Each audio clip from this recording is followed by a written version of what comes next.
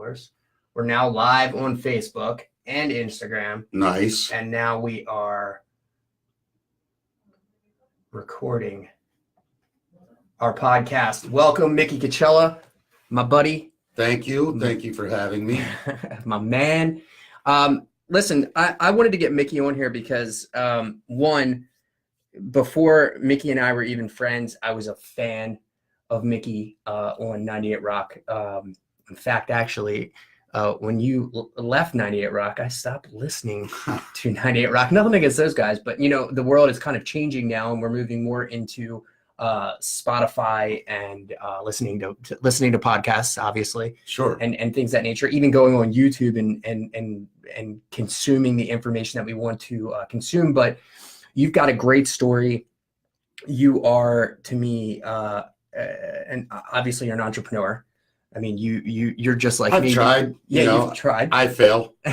But good, I mean, for me, good entrepreneurs fail. Right. You've got to learn from the failure. But, you know, this podcast always talks about reputation management, social media, but Sure. we also talk about entrepreneurship. And that's kind of what we're going to talk about today. And we're going to talk about the ups, the downs, and all these different things that kind of go with it. And we'll talk about some of your ups and downs and kind of get back into what, you know, your story and how things have gone up and down for you and some new things that you're going to be doing. Mm-hmm. So, you know, let's start from the beginning. Sure. Go. What do you want me to? I want to know how. I know that you were real into music. That was like your main thing, but I want to know a little bit about how you got into comedy, how you got into music, and then kind of go from there. So when I was a kid, I knew I wanted to be an entertainer. And I knew I wanted to be a comedian. Right. But when like you're like a teenager, you don't know how to be a comedian. Yeah. It looks cool, it sounds cool, but it's not necessarily something you can just go do. Right. You can't go to the store and say, I need comedian tools, you know. So I knew I wanted to do that. So, but it wasn't simple for me at like 14, 15. So I said, you know what I'm going to do? I'm going to learn to play an instrument. I'll just be in a band, and that way I can entertain people. So I went and I bought a guitar, and I was like, this is too hard. Like, this is, I don't have this kind of time, and it's not funny. Yeah. You know? So I kind of kept the guitar, and then like, I don't know, a couple months later, a buddy of mine had a drum set at his house, and I sat down and I was able to just play a simple beat. And I was like, I'll just be a drummer. Yeah. That's simple. Yeah. So I went and got a drum set, and for like 2 years, you know, just kind of taught myself how to play. And then in that time, the comedy bug was driving me nuts. So I was like 16, 17, somewhere around there. And I lived down Harford Road in Baltimore, and north of me about, I don't know, 7 miles, I guess, maybe more. I don't know, the Beltway. There was this place, the Bowman Restaurant, which is still there. Yeah. But one of my clients, by the way. Yeah. The comedy club downstairs used to be called Tracy's Comedy Club. That's right. Yeah. And I guess this is like 85, maybe 86, somewhere around there. I decided I want to go see a comedy show. You know, I'd seen it on television and stuff. So I got on my skateboard and I rode all the way up Harford Road. What kind of skateboard did you have, just out of curiosity? Do you remember? Give me a second. Oh my God, I had so many. Then I think it was before Gator. It might have been a Logan. Oh, really? Yeah. Nice. Yeah. Now I just remember I had a Santa Cruz Slasher. Yeah. That was one of my. You're one a lot of my younger than me. No, I know. Well, not that much younger, but yeah, no, I know. But see, my ADD kicked in. Right. Go ahead, go. No, it's You're cool. skating down the road, Harford Road. Yeah. So I skated up, and then I got there, and then it dawned on me, I'm like 16. Yeah. Like, how am I getting in here? Right. I just snuck in. There was a huge line, and I was so small. I just kind of walked behind the line and like went in the door and stood in the back corner of the room with a skateboard, thinking nobody will see me. Right. And then as soon as the line got in the room and people were seated, you could tell the show was getting ready to start. The owner of the place, or the brother of the owner, was like a manager of the comedy club. And he came walking over to me and he's like, can I help you? And I'm like, I just want to watch the show. And he's like, how old are you? And I'm like, 16. I didn't even lie. I was like 16, and he's like, why do you want to watch this show? I'm like, I want to be a comedian. And he's like, really? And I'm like, yeah. And he goes, have you ever done it before? And I'm like, no. And he's like, you stand here, don't move, and don't touch a thing.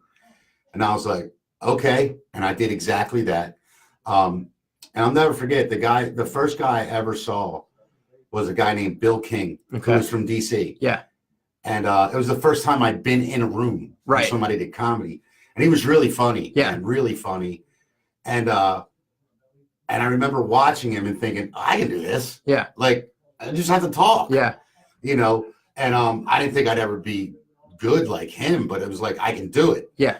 So after the show, I was standing there, and he came off stage, and I like an idiot, I walked right up to him holding a skateboard. Yeah. And I'm like, that was really cool, man. That was awesome. And he looked at me and he's like, thanks, buddy. Yeah. And then he just kind of walked away. Right. And then people left, and I just stood there.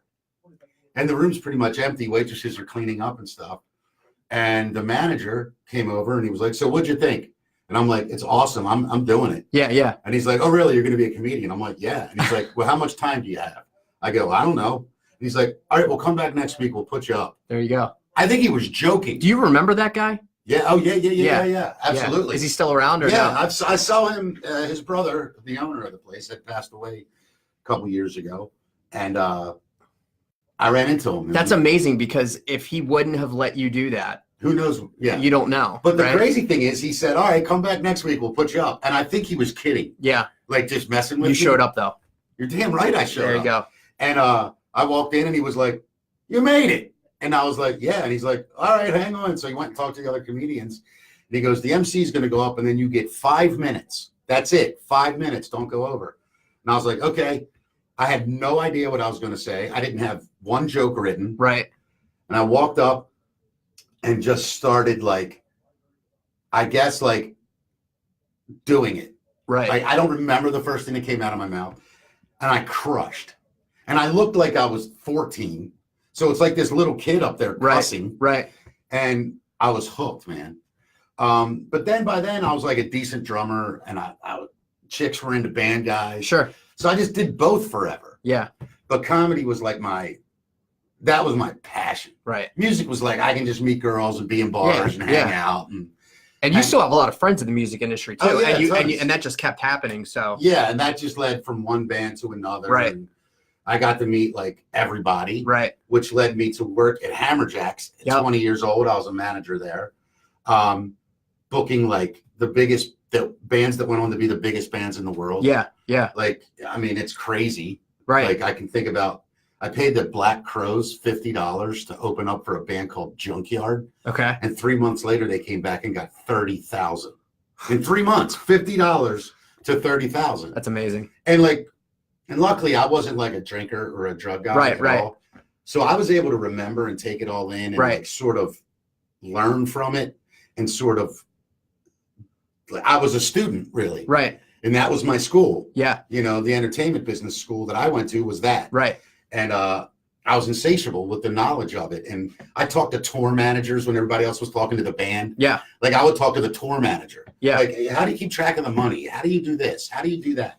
And so you were educating yourself along the way, which is what entrepreneurs do. Yeah. And then the reality of everything here, you know, while we're talking about it, at 16, or 14 or whatever you said, you literally were an entrepreneur. You went against the rules. Yeah. You walked in the door. You wanted to see it. Yeah, I was 16 or 17 at that time. You wanted 16. it.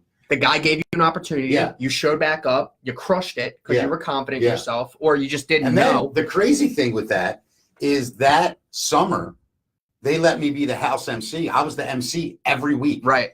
So I got to be on stage every Friday and Saturday. Yeah. For 4 straight months, which comedians would kill, established guys. Yeah. To have that. I mean, I wasn't getting paid much. Right.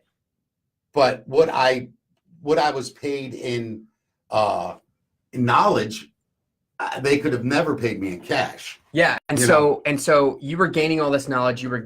This was all happening. And, fast forward, you're gaining this experience, you're making contacts, you're working at Hammerjacks and everything else like that. You were known right? At least in that industry. I know that, especially in the music industry, in the local music industry, people knew who you were.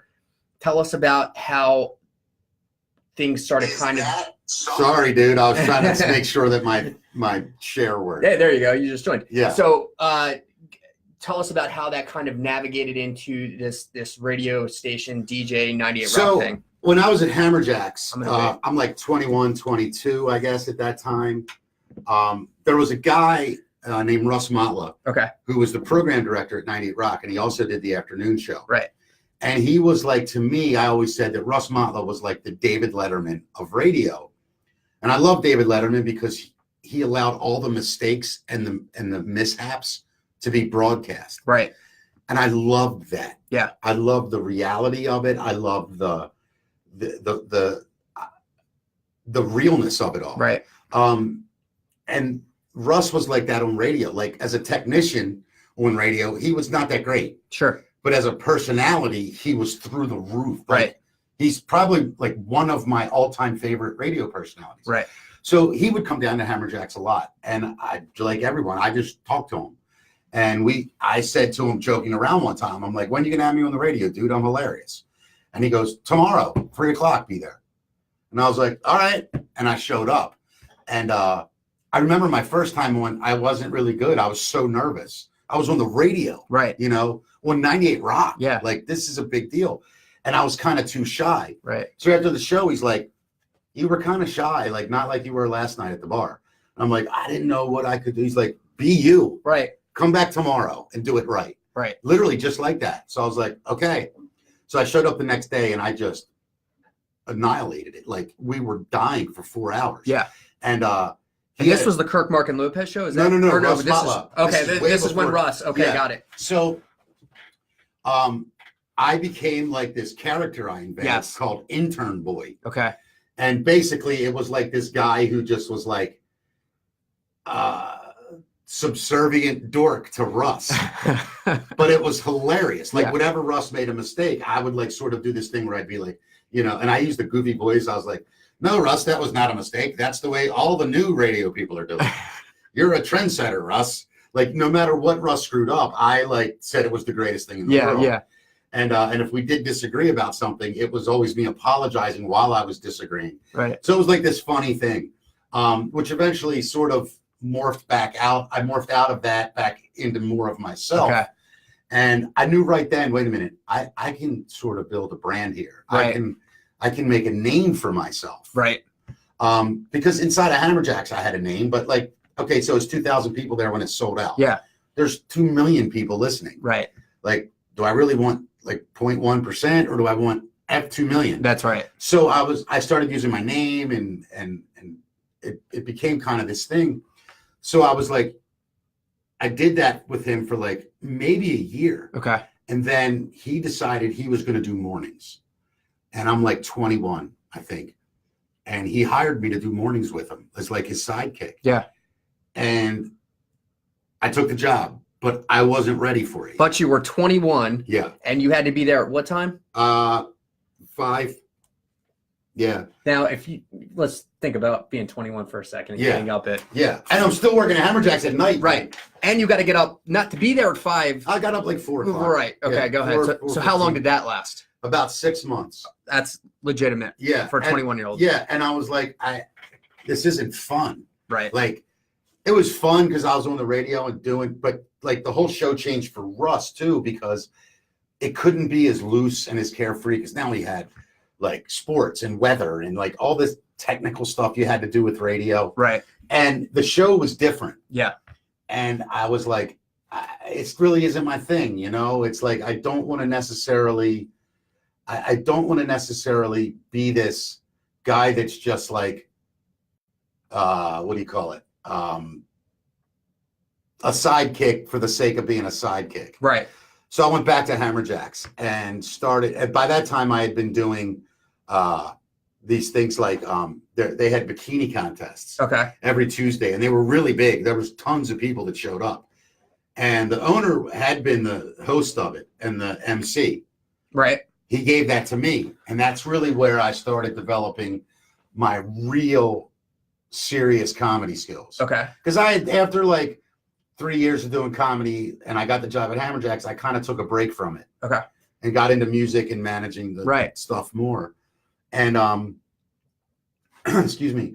And when I started doing that, like I got ingratiated in that and kind of left comedy behind. But then when I started doing the bikini contest and stuff, I started getting back into the comedy clubs, doing the open mic stuff. There was a lot.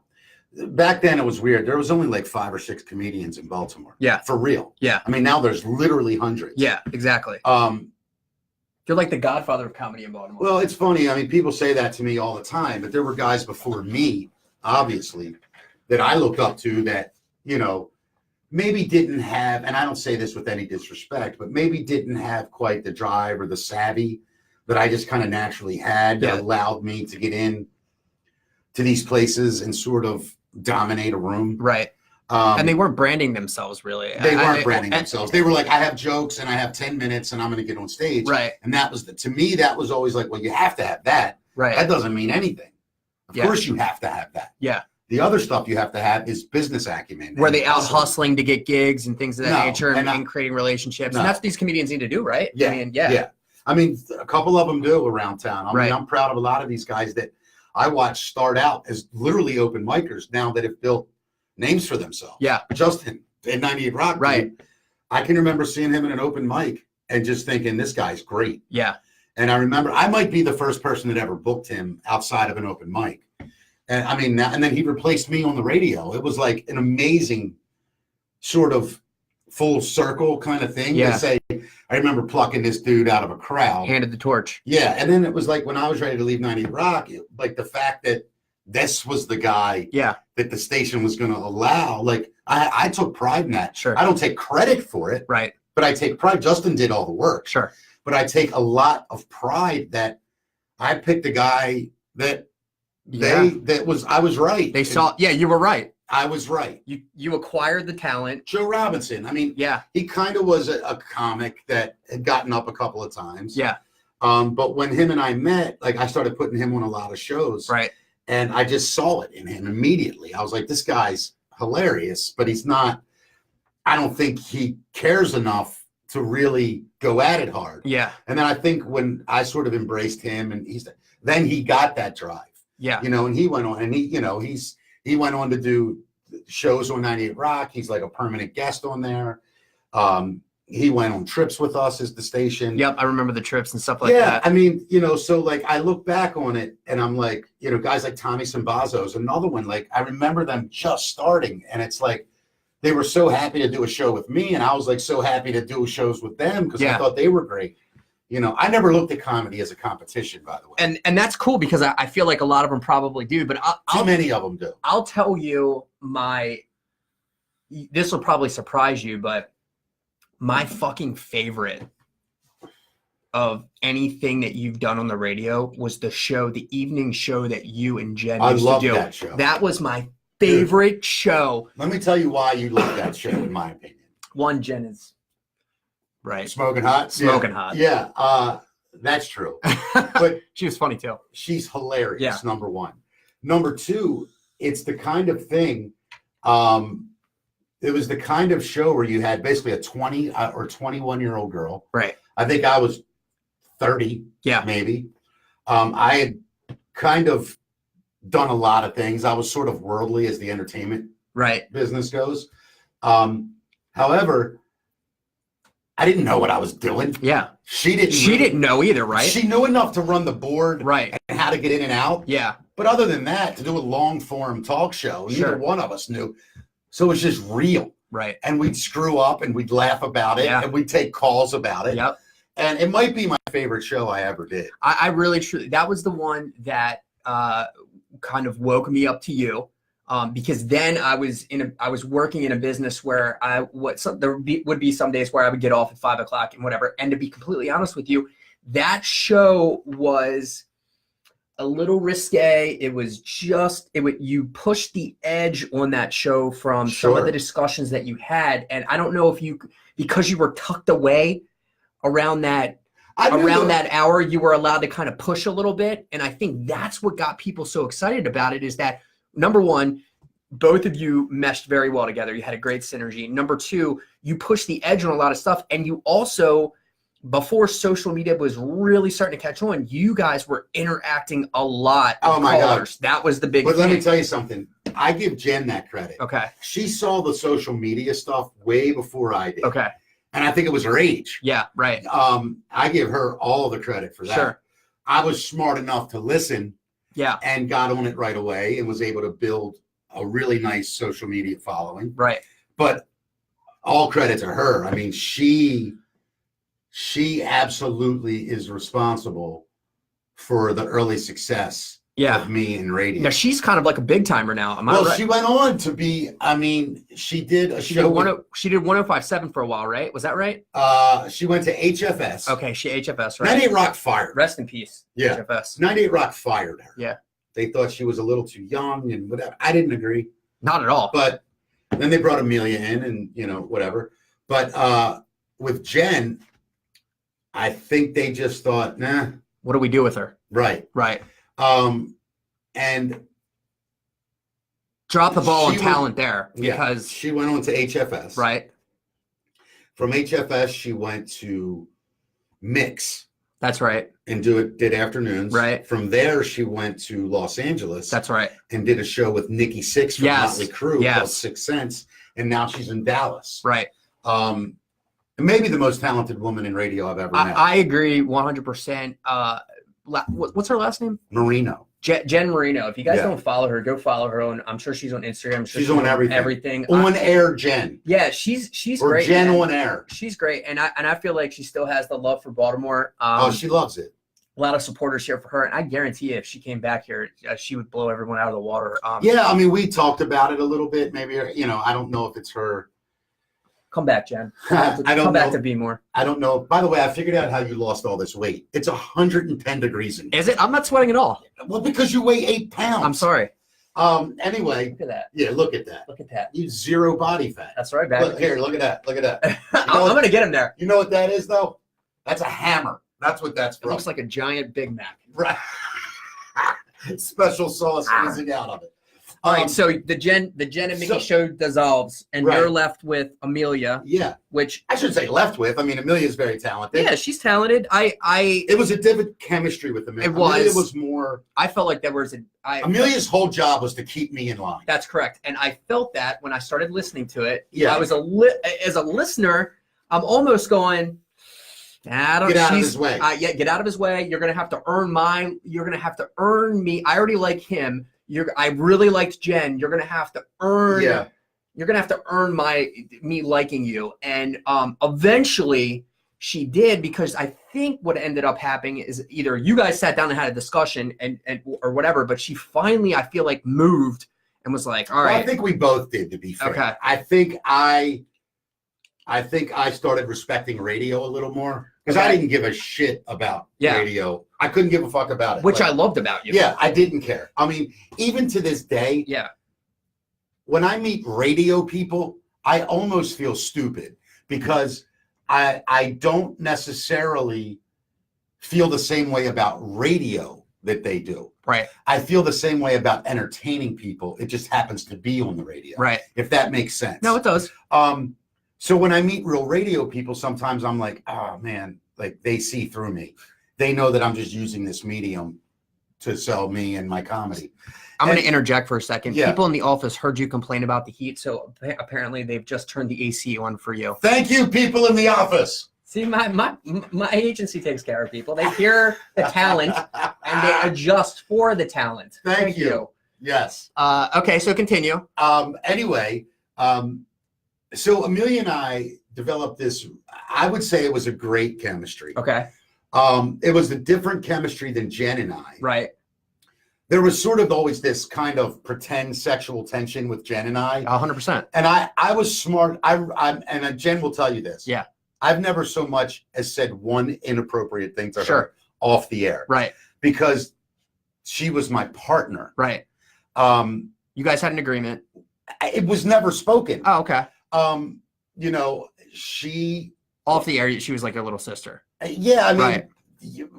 Yeah, like a sister. I wouldn't say little. Okay. Like a sister. Sure. You know, like a best friend. Yeah. And so this will sound crazy, but I'm not a womanizer. Right. I never have. Why been. does that sound crazy? Because I think most guys in entertainment are. Yeah. That's why most guys get into showbiz. Yeah. Is to get girls. Right. I mean, I'm not going to lie. When a girl comes up to you and she's like, oh my God, like for 30 seconds, you're like Elvis. Yeah. You feel amazing. But I always wanted a family. I wanted a wife. I wanted all that shit. Yeah. You know, I'm Italian, Irish, Catholic. Big surprise. So am I. Right. Yeah. So that shit's just ingrained in your head. I had the most amazing mother. Yeah. So I had a respect for that side of things early on. Now, I'm not saying I didn't have fun. Don't get me wrong. You know, I certainly was no priest. Right. Or, you know, whatever. I wouldn't even say that. I wouldn't say that. I definitely wasn't a priest, in fact. You were not a priest. No, not even You were close. someone who was nice. Right. Yeah. And, you know, I had serious girlfriends. Sure. My whole life. Yeah, yeah. You know, so when the time came for me, for that stuff with Jen, it just wasn't even on the like, to me, it was like, why would I try to sleep with somebody I work with 5 nights a week, right, 30 hours a week, and we have to put on this incredible show? Yeah, not gonna work. I was smart enough to recognize that the sort of fake sexual tension of this hot girl and this dopey sort of little guy that was just constantly like, you know, making hints and all was hilarious. Yeah, right. And she was smart enough to see it as well. Right. So we just had this amazing chemistry. Yeah. It's my biggest regret in my career is that I'm not still working with her. Yeah. I say this with all due respect and humility. Her and I could have rivaled anyone in radio. I agree 100%. I mean, like, I've never been afraid to follow anyone in comedy on stage. Yeah. I'm also not afraid to go on air after anyone. If people say, would you go on after Stern? Well, who wouldn't? Yeah. Like, but a lot of people wouldn't. To me, I'm like, that guy's got 50 million listeners. Who doesn't want to? If I get 10. I was just going to say, if you get 10 listeners out of the 50 million. I'm a winner. I agree. So, and but people don't think like that. No, they don't. And I've never compared or competed. I never read the trades. Right. You know, like I remember Amelia and Scott, our producer, when Scott came on board, I think was really when radio started to become a whole nother level for us. That's where we hit the stratosphere. Yeah, and so let's get to that. So all of a sudden we were doing nights. Right. We did that for like 6 months. Yep. And then Don and Mike were on in the afternoon. I don't know if you remember that. Yeah, I do. They were huge. Mm-hmm. They were number one. They were killing everybody. And our boss at the time said, we're thinking about doing you guys in the afternoon to try to just at least compete with Don and Mike, take some of their ratings. Right. And I was like, I'm going to take all their ratings. And my boss laughed. And I'm like, I'm telling you, we'll beat them. Yeah. And he's like, let's just stay on the air. You know, and I'm like, okay. We went, and within 6 months, we were the number one afternoon show, and it flipped everyone out. Yeah. And we did that for about 1.5 years, I guess. And then Kirk, Mark, and Lopez passed away. That's right. I remember that. That was a bummer. It was horrible. Yeah. Now, I have to go back a little bit. In between me doing nights and the time I was at 98 Rock and all that, I had gone back to comedy. Kirk, Mark, and Lopez had started on 98 Rock in the morning. Right. I had nothing to do with 98 Rock. I knew Kirk from Hammer Jackson for years. Right. And he came to see me do comedy. We hadn't seen each other in a long time. And he was like, Jesus Christ, dude, you got to come on the air with us. Now, I remember this. So this is what really, I skipped over this stupidly. I know. This is what really launched my career was that Kirk brought me in and they just let me be me. And within 6 months, I was like the most frequent guest. I remember. It went to a thing called Mickey Mondays where I was on every Monday with them. Larry the Cable Guy and I became great friends, did a bunch of shows with him. So it was like this amazing launch. Right. That's when 98 Rock came to me and said, hey, do you want your own show? We want to put you with a girl, see how it goes. And I was like, I don't want to be on the fucking radio. I did that before with Russ. I hated it. Yeah. Like, no, this will be at night. And I'm like, well, that's when I do comedy. And they're like, will you give it a chance? And I'm like, no. And they're like, well, we'll pay you this. And I went, okay. And they let me leave sometimes early on Fridays if I Nice. had a show or whatever. So it was decent. Yeah. And then so fast forward, I give Kirk McEwen maybe more responsible for whatever success I've had than anyone. Him really. So I was able to take that into I guess, again, just smart enough to see the opportunity and jump on it. And that's where I really built my brand. Right. Was on Kirk, Mark, and Lopez. Right, right. So when they decided, they were the number one, they were beating Stern, they beat everybody. Yeah, yeah. And their contract was up. And they went fortune hunting, and HFS wheeled out a wheelbarrow. Right. And said, we're going to give you all this. And 98 Rock, I couldn't believe it. Looked at Amelia and I and said, screw them. You're our new show. Right. And I'll never forget this. We were on the air on a Friday at 4:00 and got pulled off the air. And I thought, like, holy shit, what'd I do? And we go into the big boss's office and he goes, starting Monday, you're the morning show. And I'm like, I'm not doing it. Yeah. I'm not doing it. And he's like, what do you mean you're not doing it? I'm like, I did mornings, dude. I can't do it. And he's like, well, how about triple your salary? And I went, what time do I have to be here? You know, Yeah, like, right. All right, I'm in. Yeah. And by then I had 2 children. Really in a different place in life than I was at 21. Yeah. At that point, you're like, I embraced it. yeah, you did. And then we just went on to have the most unbelievable 10-year Yep. run. Number one the whole time. That is a long run. It's unbelievable. That's like a Friends, Seinfeld, like no, that's great. the It was best like 9 shows. or 10. Yeah, the best TV shows in the world Last have that long. have a 10-year run. Yeah. So yeah, that's a big No, deal. and the thing was, I decided I was done. The rating, we were still. You grabbed up Josh. Josh came along when Kirk, Mark, and Lopez. That's right. When Lopez died. Yes, that's correct. And you then adopted he went to him. HFS. Oh, he did. No, when they went to HFS, he stayed. Oh, wow. Okay. And we adopted him. Not adopted him. We inherited him. Yeah. But I knew that Kirk and Mark had always missed the boat with Josh. Right. They didn't get Josh. Yeah, I did. Yeah, you did. Right away. And I don't care what anyone says. I brought Josh out of his shell. Dude, he is hilarious. I knew that there was this untapped gold mine in him. Right. As quirky and weird as he was, that everyone else was like, that guy's quirky and weird. I was like, yeah, that guy's quirky and weird. Yeah. Like I was excited, where most people were like weirded out by it. And the rest is history. What people don't realize is that different people listen to the same shows. Sure. So everybody can relate to you. There's some people that can relate to you. There are some people that could relate to Amelia. And there were some listeners that could relate to Josh. Absolutely. And so that's what I liked about having those 3 different type. You were the wild one. She was the, trying to keep everything together, Yeah. a little bit more organized. And She Josh was the den mom, yeah, so to speak. exactly. And Josh was kind of the weird, And look, quirky I guy. want to say this about Amelia. Like as far as radio goes, Yeah. she's an amazing voice, by the way. incredible Love it. voice, an amazing radio person. Right, right, I don't know if she ever thought comedy was going to be her career. right. And I thought she did amazing for what she was kind of thrown into. Sure. This was a girl that just loved music. I Right. mean, loves music. Right, right. Is serious. The way I'm serious about comedy, she was about music. And she does a lot of philanthropy work too. Yeah, which is awesome with her. I mean, every time I see her anywhere on social media, she is involving herself in Yes. something to help someone else, which I really like. Yeah, I mean, yeah. You know what I There's mean? no doubt about it. I mean, Yeah. she's a good person. She's a great person. And talented. Yep. And I think that chemistry was good. You can't have 2 lunatics running the asylum. Exactly. We butted heads sometimes because I'm insane. Yeah. And it's hard to work with someone like me that long, that much. Right.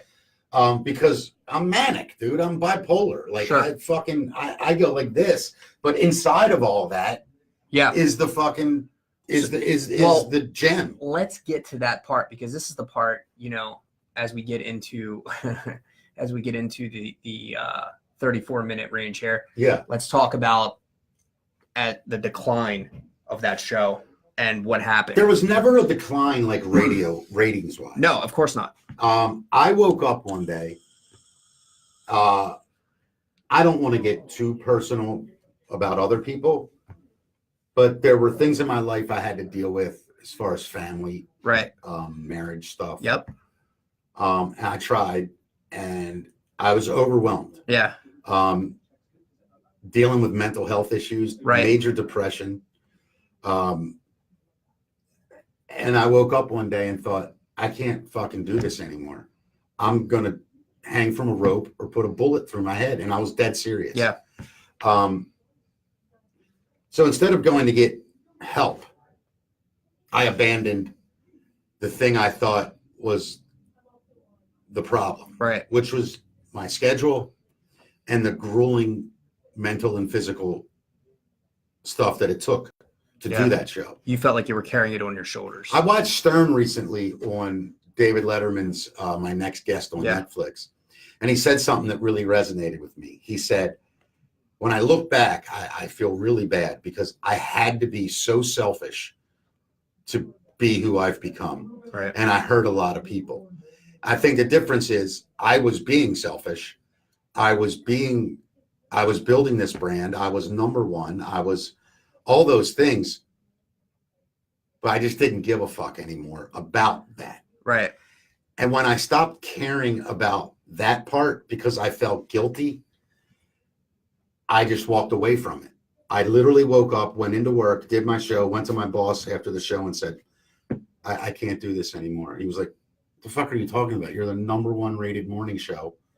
And they tried to make me all these different, why don't you do afternoons for a while? Take a leave of absence, do this. And I'm like, no, I'm fucking done. I have to get the fuck away from this. And no one could believe it. You know, no one understood how somebody could walk away from that at that moment. It didn't make sense to them. Yeah.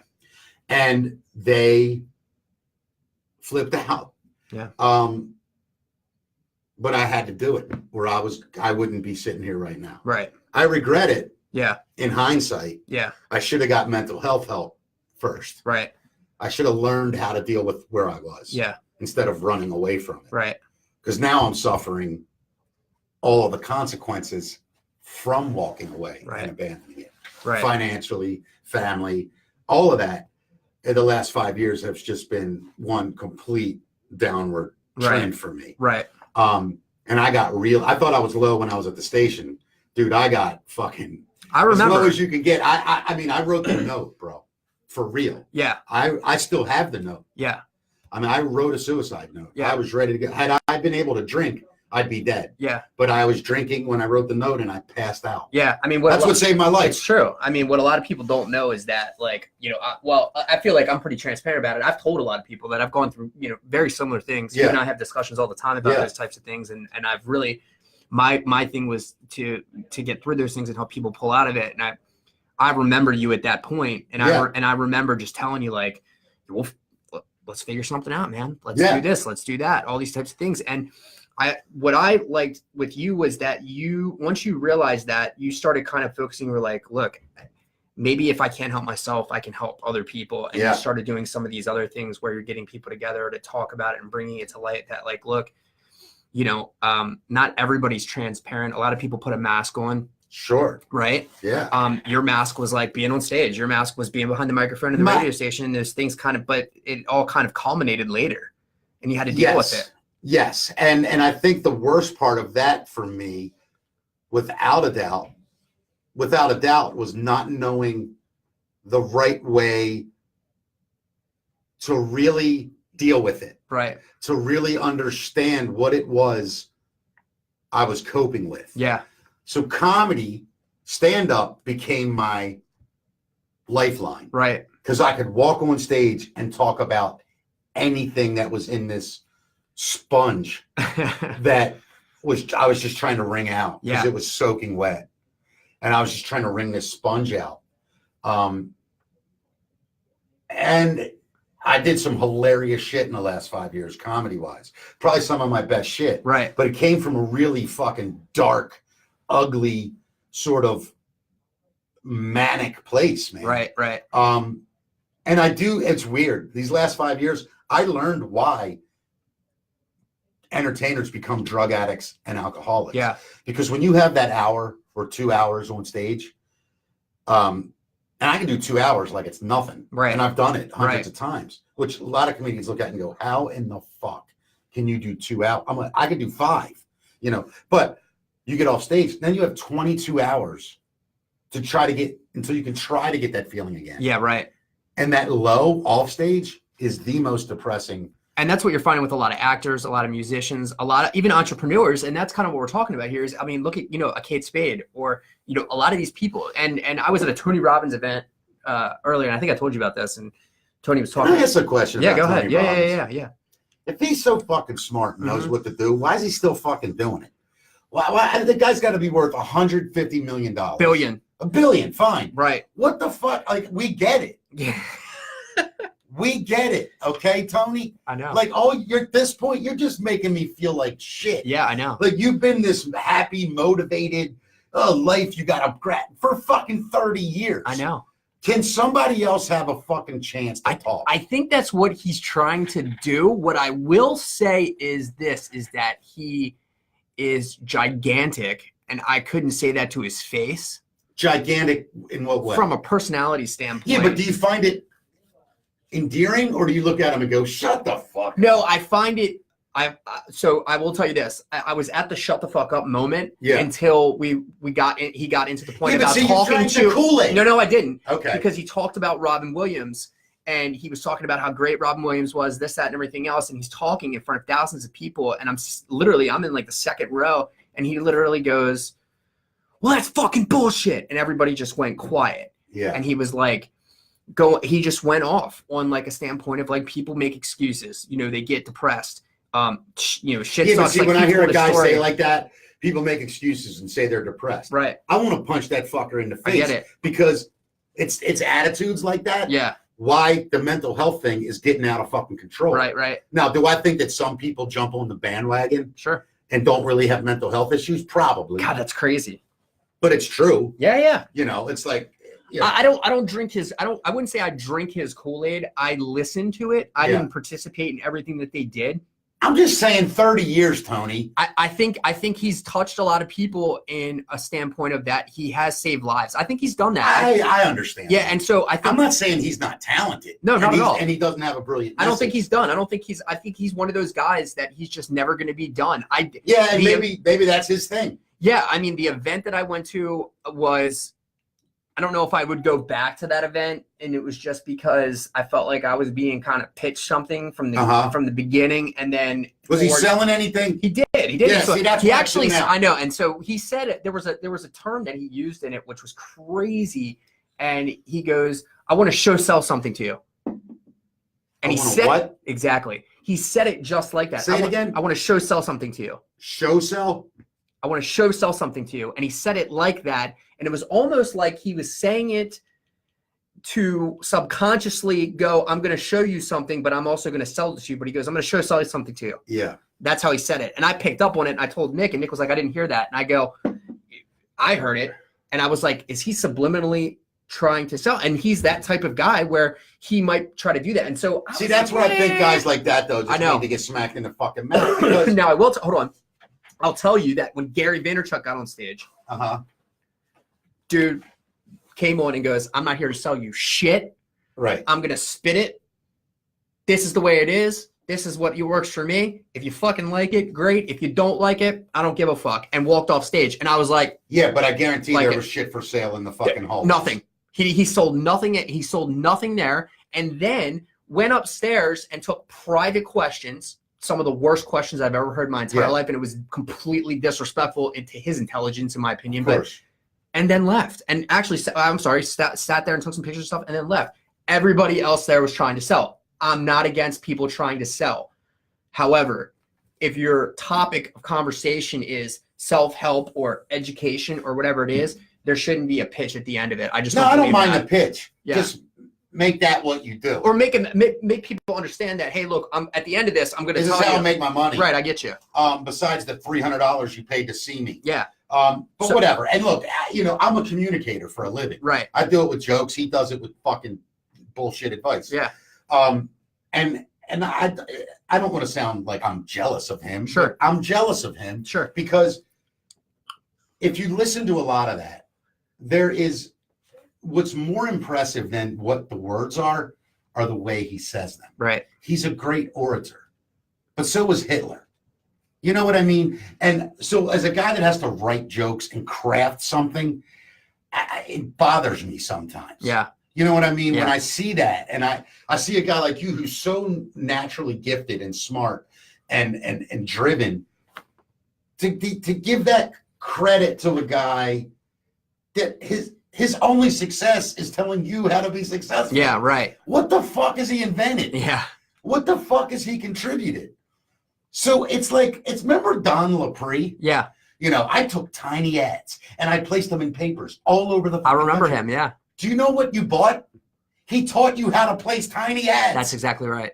It's a fucking scam. I'm not going to lie to you. I think, and I'm not joking, I think I bought the Don LaPree. I think I got my dad to buy me the Don LaPree thing. I'm not joking. I That remember guy that. is somewhere sitting on human furniture. Yeah. He has so much money. So what you're seeing now is, I'm glad you brought that name up because I remember that, and my parents probably still have it in the basement somewhere. What you're seeing now on social media is you're seeing guys like Don LaPree just saying, let me show you how I built out this amazing Facebook ad campaign, and I can make you that. And I mean, here's the thing is that if it works so well, I get it, but you don't have to be salesy about it. If you're creating this organic growth anyway, people are just going to be like, dude, how can we do business together? Like my biggest like satisfaction last week was not closing down deals that I was going after. Sure. I'll tell you what my satisfaction was. Meeting with 2 people off of LinkedIn that messaged me and said, can we meet? I want to bounce some stuff off you, and I want you to help me with something. One lady, I helped her get a job. And the other one, I helped connect him with businesses that he was trying to get to from the decision-making standpoint. I vetted him. He seems like a good guy, and I put him in touch with those people. So those are the 2 things that satisfied me or filled me up last week. And then another guy from DC who was an Uber driver hits me up on LinkedIn and goes, how can I monetize my ability to know about how to go take tours? I know all of these locations. I'm an Uber driver. How do I do that? And I said, bro, you should be the first Uber cash cab. I said, that's how you monetize it. Yeah. I was like, be cash cab, get people's approval, shoot live, Instagram, Facebook, ask 3 questions to them. At the end of that, they can win a $100 gift card to Amazon or iTunes or whatever it is. I said, then post those videos up. As the videos gain growth, go get sponsors, and that's how you're going to be able to monetize it. Yeah, but see, you gave someone a tangible and that was totally free idea. My point is, it's tangible. Right. Fucking these guys. I know. There's nothing tangible. I get it. They say, here's how you get to be. I'm going to show you how to pretend to be successful. There's nothing I can show you that I've done successful except tell you how to be successful. Yet. And see, so that's the thing. But what is Tony Robbins ever going to look back on and say, look what I created, other than a pile of fucking cash? Well, here's the thing. I think there's people that have touched him or he's touched in a way where helped. Like his story of how he helped Andre Agassi is amazing. If you've never heard that story, it's crazy. Listen, but I'm not defending him. No, I know you're not. Oh, okay. And I'm being half-witted about this because don't be a half-wit. He's a motivator. Mm-hmm. I can't take that away from him. Right. But when I hear people go, he's a genius. Listen, you want to get motivated? I can fucking motivate you to make you think you could literally jump on the moon from Earth. Right. But is that really a talent? Or is it me tapping in to what you want to think about yourself? I agree. That's exactly what it is. That's kind of conny to me. That's a little bit of a con man to me. Yeah. Like at least a therapist goes, well, tell me all the shit. Yeah. Then I'll tell you how I think you can deal with the shit. Yeah. It might not work. These guys, it's like religion to me. Yeah. Just believe in this and your life will be fine. Yeah. You know, look what happened. Let's give thanks to God. All right, here's something. Look at these fucking boys that were just trapped in a cave for a week and their father died. Yep. Where does anybody go, hey, God, what the fuck? Yeah. You save all the kids, but the old man had to die? Right. Nobody ever looks at God and goes, what the fuck? Yeah. What's the earthquake for, God? Yeah. Oh, it's just part of the plan. Shut the fuck. Like, I'm at a point in my life now. I'm going to be 50 this year. Right. I'm done with bullshit. Right. And when I see it, I can't even control it anymore. Right. And I think that's where my comedy comes from. Yeah. George Carlin was the greatest at it. Yeah. He looked at things and went, bullshit. Yeah. Here's why. Yeah. And it was fucking hilarious. Yeah. And so like, even with business, like with being an entrepreneur, my biggest problem sometimes is myself. Right. Because I go, you know what? I'm not fucking doing that. I'm not going to a networking meeting. Right. I'm not fucking doing it. Right. I don't want to meet a girl that has a fucking puppy walking fucking business. And there's nothing against puppy walking businesses. Yeah. But I'm a fucking comedian. Yeah. What do I give a fuck about your puppy walking business? And people go, that's so rude and disrespectful. Is it? Not at 50. How does me being a comedian help you walk fucking puppies? You can't tell the puppies a joke. Like, and the millennial shit now that's happening where everything's a fucking safe space. Yeah. I just look at this world and I go, are you fucking kidding me? Yeah. Like, we literally have built a bubble now where not only do they think they're so ingratiated in the world, they couldn't be more separated from it. Yeah. And see, so Yet on here, yeah, they can have all of this Tony Robbins-esque feeling of themselves. See, so I'm going to I share get you. with you how I do it. I get how it. you what? Walk a fucking dog? You put a leash on it and you walk the fucking dog. See, so what I think is that these are all great points, but at 50, that's your point of view. I believe that social media is making us better. I believe in some ways I can't argue. I really do. And as from a standpoint of like, you know, connecting people, I think it's helped people connect. I also think it's helped root out some of the bad. So like, you can choose who your friends are now, online and offline. And granted, let me just say, I think a lot of it falls back on the parents, and I'll give you. Of course it does. It all does. Yeah. And so like my kids, like they do a great job with things that they want to do online. Obviously, I monitor what they watch, but if they want to be creative and go out and go like Logan. Same way. Logan loves watching scary stories on YouTube. At 11 years old, most people will be like, nah, I don't want. That might take him into a situation where he becomes a great horror movie director or a great horror writer. I agree. There's one person in particular in my life that judges me a lot when it comes to my kids. Yeah. My 3 kids. Mine's my mother, but go ahead. My 3 kids are amazing kids. Yeah. They're smart as shit. Yeah. They're incredibly compassionate people. They know cuss words. They know all this shit. And I'm like, the fucking idea that children are so special and that they're so fragile, right, to me is a fucking joke. I was raised by an iron worker. Yeah. My father, if I went to my father at 13 years old and said, Dad, I'm depressed, I don't feel happy, my father would say, get the fuck out of the way of the television. Yeah. What do you mean you're depressed? Life's depressing. Yeah. Go do what I do. Yeah. I work at Bethlehem Steel in a shit fucking yard covered in fucking rust and asbestos, and I'm filthy every day. To come home and feed you and you're fucking sad? Get the fuck away from me. There's a part of that that's absolutely fucking true. Now, do I wish he'd at least been like, well, look, go talk to your mother. She's probably better at that than me. Right. Yeah, sure. I wish there was a little more compassion there. As he's gotten older, he's probably become a little bit more compassionate. A little bit, right? But he's still stuck, and he's 70. He's stuck in my his dad's ways. the same way. Yeah, they're stuck. Yeah. And I don't want my kids to be jaded, bitter old men. Right. You know, or women. Right.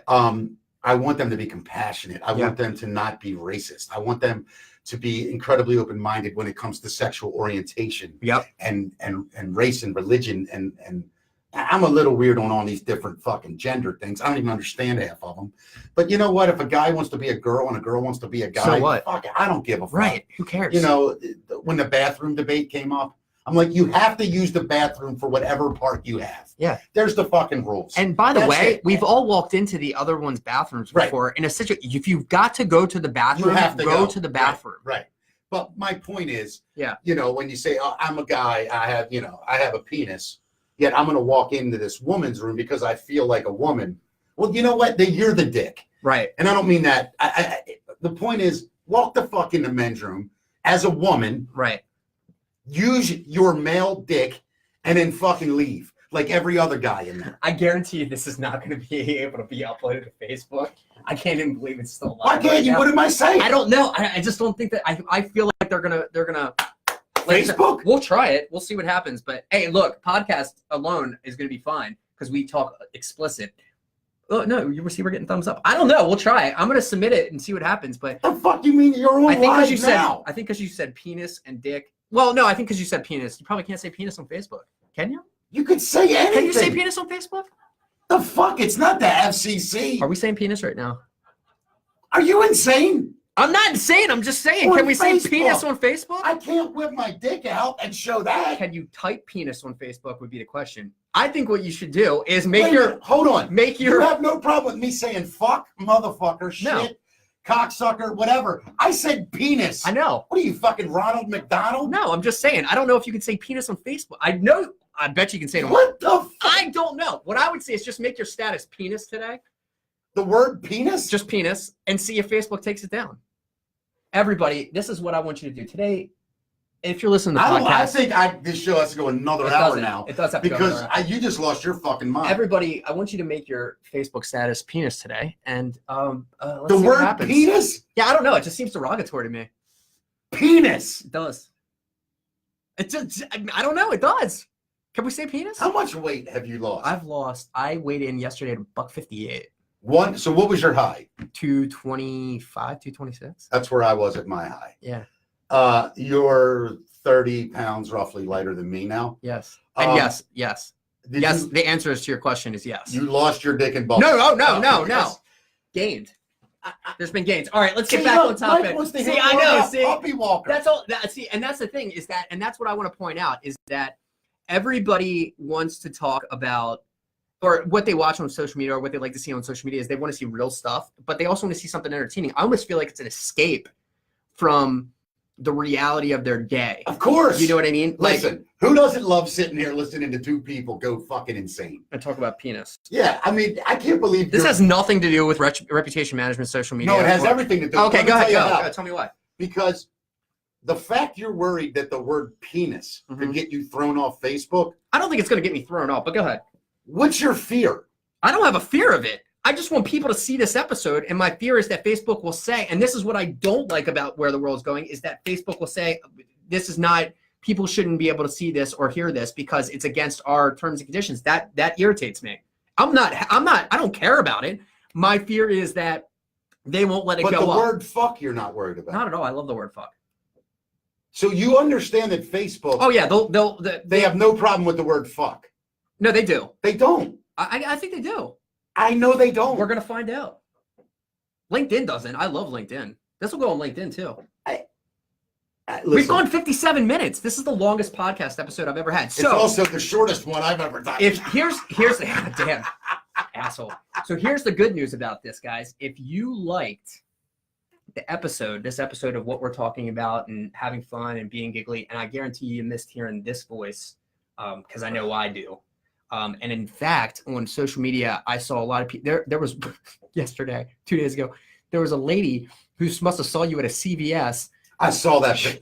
Dude. She shot. I shared the picture because I was so fucking bewildered. Hold on, let me tell you. You don't know the other half of the story. I know, but I want to see how I saw it. Go ahead. She snaps a picture of Mickey at the CVS counter, and he's kind of like, I'm frozen. This. And she's like, I can't believe I miss you so much, blah, blah, blah, blah. And then I start seeing the comments go in, and they're like, we miss you, we miss you. And the thing is that people miss you, dude. I get it. And no, you don't. You really don't, because it's you. Your self-awareness is like, man. And the thing is that we were talking about voices, like, I hate my voice, right? And he, believe it or not, he's like, I don't really like my voice either. But the thing is that I've talked to people. Well, it's because people hear their voice differently than they do. Public. They do. And so the thing is, though, people miss you and they miss hearing your voice and they want to hear more of it. So here's the good news, guys. Oh, no, we'll finish the story. Which one? This is ADD 2. The CVS thing? Go. Yes, CVS thing. Tell it real quick. I walk into CVS. Yeah. Now, I'm not at the counter. I'm at the I'm picking up crazy medicine. Yeah. So I'm standing there. I just talked to the psychiatrist. Right. Or the pharmacist. Yeah, pharmacist. And this girl comes up to me with a pen and a piece of paper. And the girl now that's ringing me up is like 22. Right. You saw me in that picture. Yeah. I look like fucking death warmed over. Yeah, you were literally like this. Like, oh, my hair's all fucked Yeah, up. your hair was all whacked out. I'm not trying to impress anybody. Yeah. So anyway, she goes, can I please have your autograph? Now, the little girl behind the counter looks at me like, who the fuck are you? Right. So I go, I'm sorry, like nobody. And I write my name. So I hand it to the lady. What did you write on there? Did you just sign your name? I just wrote, my name. That's it? Why didn't you say something nice to her? I wrote, I wrote. Yeah, exactly. What did you write to her? Sweet mom jeans, love Mickey. No, it was like keep rocking or keep laughing. Keep laughing. Okay, cool. All right. He said, you're so funny, blah, blah, blah. Oh, good. So I wrote keep laughing, my name. Yeah. So I handed it to her. I turned back to the girl and she's looking at me, this young girl, and she's like, you look like you're fucking homeless. And this lady's asking you for a fucking autograph. Right. So I've never said the words, I'm Mickey Cucchiella. Right. I've never said them. Yeah. Unless somebody says, what's your name? Yeah. Right. So I look at this girl and I'm like, yeah, can I just get 2 seconds later, she comes running up. She's like, can I please just take a picture now? And I look, and as I look, she snaps the fucking picture. So it's like, and then she's like, oh my God, I'm so sorry. Thank you. And she leaves. And the little girl behind the counter, to her credit, looks at me and goes like this, $4. Never said a fucking word about it. Never questioned it. Didn't give a shit. Didn't, just as professional as she could fucking be. Yeah. And I said, thank you. And I turned around and walked out. And a couple days later, it was on fucking Facebook. And I'm like, what the fuck? Well, but see, it got, so like, it's funny because Facebook is liberal. So it's a logical concern for Todd. See, yeah. Thank you, Rocky. I appreciate that. We'll see what happens. I'm liberal too, though. You wouldn't think I'm liberal? No, it's all good. I'm very liberal. I mean, I'm also very I've conservative. got kind of like a man bun in, so I'm pretty liberal too. Yeah. What is this samurai? It's my hair is super long in the front, so I just have it pulled back because I'm going to go to the gym after we're done. Oh, okay. It's a gym thing. Yeah. Looks more like a Julie thing. Don't you shut up. Mickey looked like an Ewok from Star Wars in that photo. I agree. He still looks like an Ewok, but that's okay. And Ewoks were my favorite. I really wish they would bring this back to Star Wars. It doesn't seem like it's going to happen, but if you're a Star Wars fan, I would recommend getting the Ewoks back. The thing that I want to talk about is that we're having a ton of fun.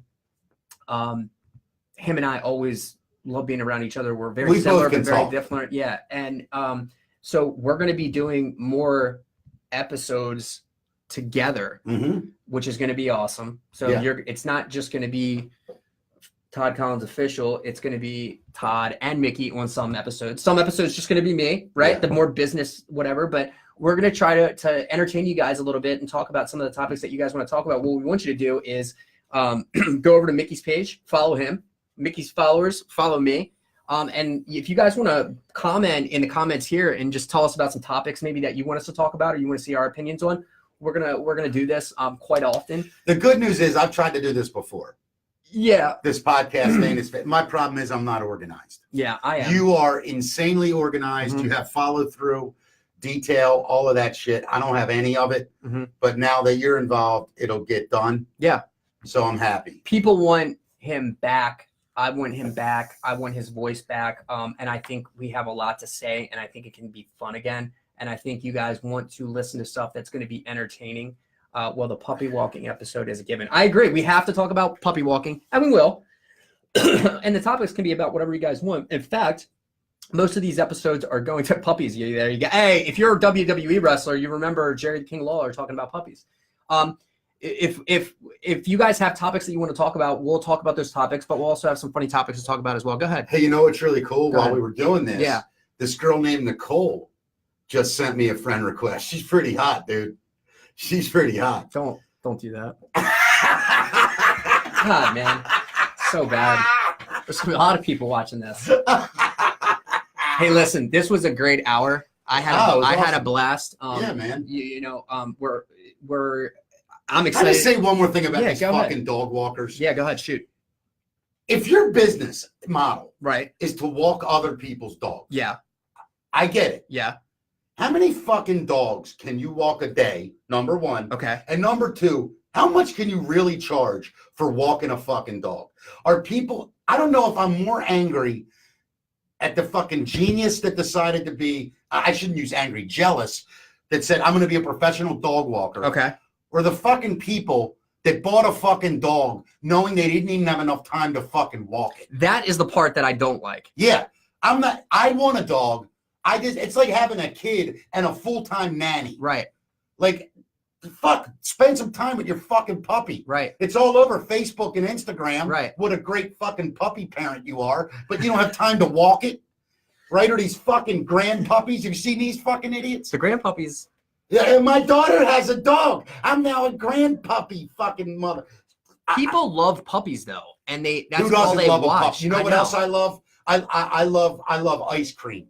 But I don't have a whole fucking page dedicated to fucking ice cream. People do though.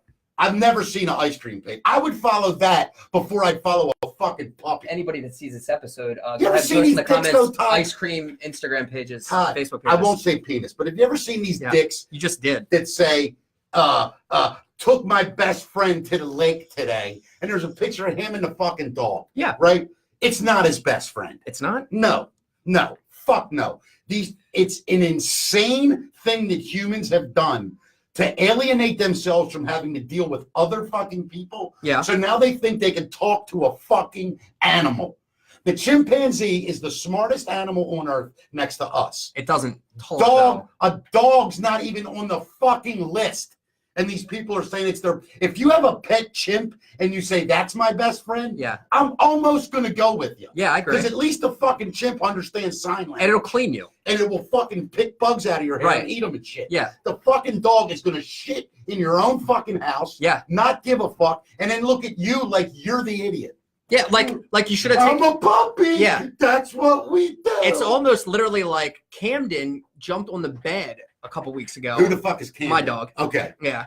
And she peed on the bed. The fact you have a dog with a human name is another fucking problem. It's named after the stadium, man. I know 4 Camdens. And they're all people. They're all guys. Well, I know a couple dogs named Gary. Right, it's fucking. You're stupid. named after a goddamn Disney character. No. Mickey was around before the mouse. It's a term for Irish people. Oh, It no. goes way back. That's the word Mick. Dude. Not Mickey. You don't know fuck about your Irish. Here's the heritage. deal. I thought he was going to get up and walk out. I'm this close. When we talk about these. There's a fucking whole bunch of different Mickeys, but regardless of that. Anyway, Camden peed on the bed, and she doesn't care. I almost think it's more for attention. The dog is a fucking dog. Why do people think that the dog is going to go, you know what?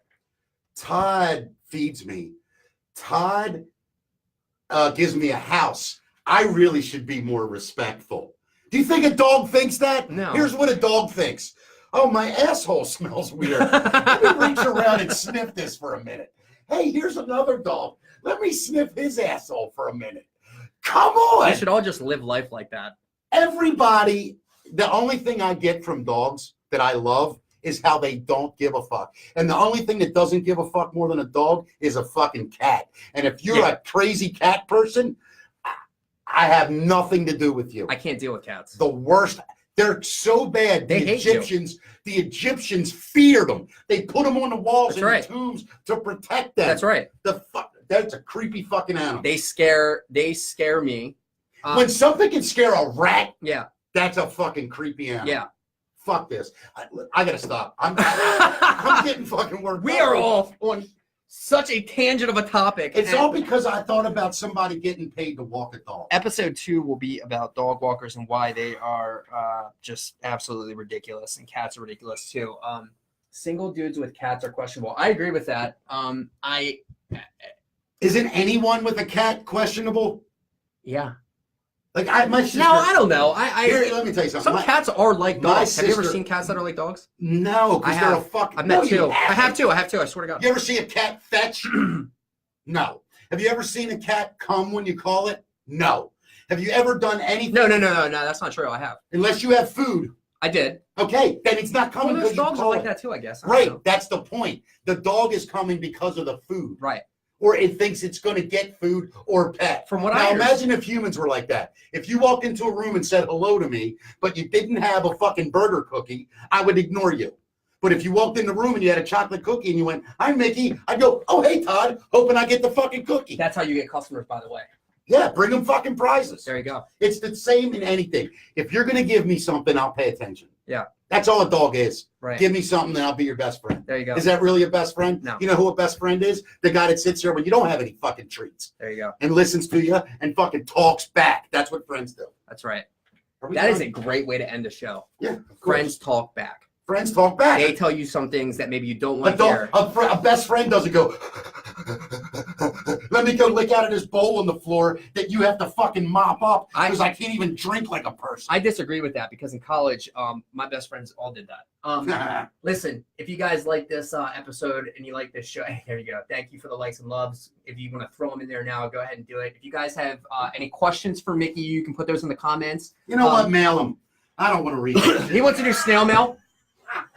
So snail mail it. I like going to a box and opening it. Yeah. And something there I can grab. It's super exciting. I hate clicking a button. It's another thing I fucking hate. You click a button and then everything's in front of you. I love getting mail.